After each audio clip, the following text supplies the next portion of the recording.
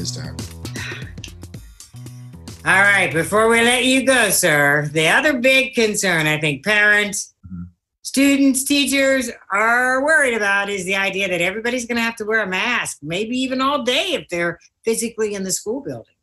Yeah, that's one of our concerns. Number one, everybody will have to wear a mask, but we're trying to come up with ways to see if we can have little breaks throughout the day where our students can take out their mask and our faculty and staff can take out their masks in some way, still keeping everybody safe. We're having those conversations with our faculty and staff to see how that can look moving forward. But ultimately, yes, everyone needs to wear a mask, our students and our teachers. But also one of the issues we think about as well is the heat when students go back to school, and the majority of our buildings in Pittsburgh Public Schools not having AC available.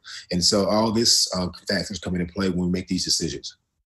Now we're at the middle of July now. If memory serves me correctly, football practice would typically be right around the corner. Yes. Has there been a decision about high school sports? There hasn't been an overall decision from the state. But from our standpoint, we're putting together an athletics plan and an extracurricular activities plan to make sure that protocols and guidelines are in place and expectations that we have if we go back to having our actually fall sports. And again, we haven't started yet at all. And so the board is going to vote on that on the 22nd, our athletic plan, and then we'll go from there. So, but also making sure that we meet those stringent guidelines set out by the CDC. And I apologize if this is outside of your area, but I know for a lot of kids, they've been playing football freshman year, sophomore year, junior year, thinking that they're going to have a scout coming to look at them this year and maybe get that college scholarship. Are colleges making arrangements for the fact that a lot of the kids they've kind of had an eye on might not play this year?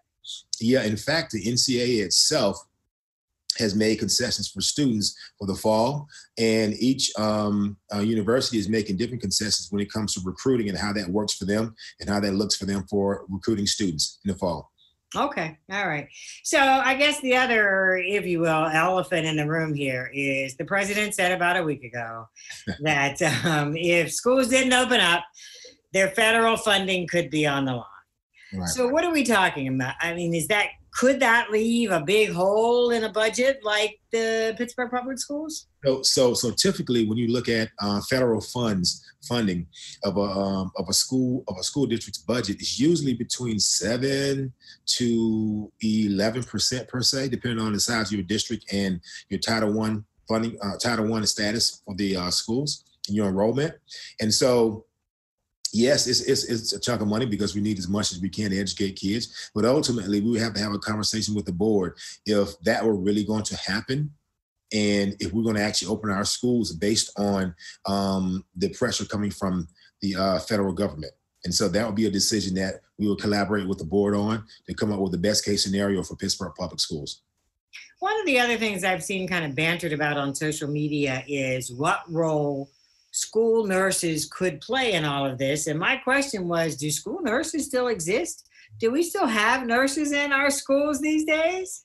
Yeah, actually, that's one of the major moves I did coming into Pittsburgh Public Schools after assessing and putting together our strategic plan. We actually put a nurse back in every school, or actually on every campus. And so before that, it was a 0.5 nurse here. A nurse was at a school one day a week, possibly. So it was real scattered.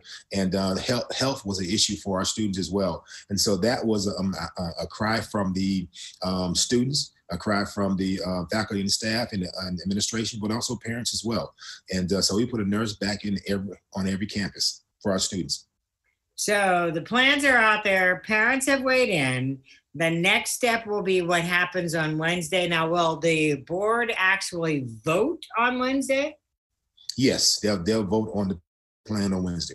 And so ultimately I was talking to the board and said, ultimately you need to vote on all three plans because there may be a time and space that we have to pivot from one plan to the next based on the context we're given.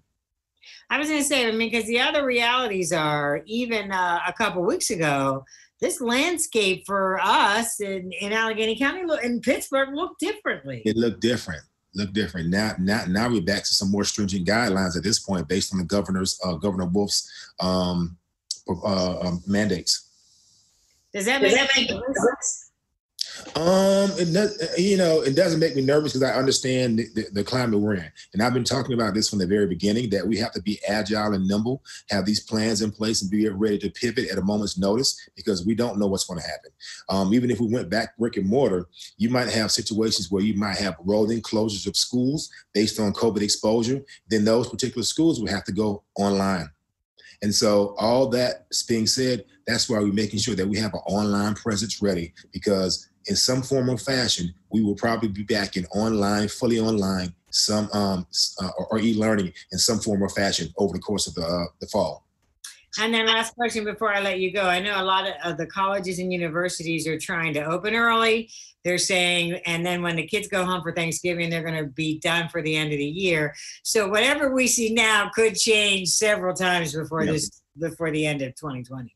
Yeah, it could.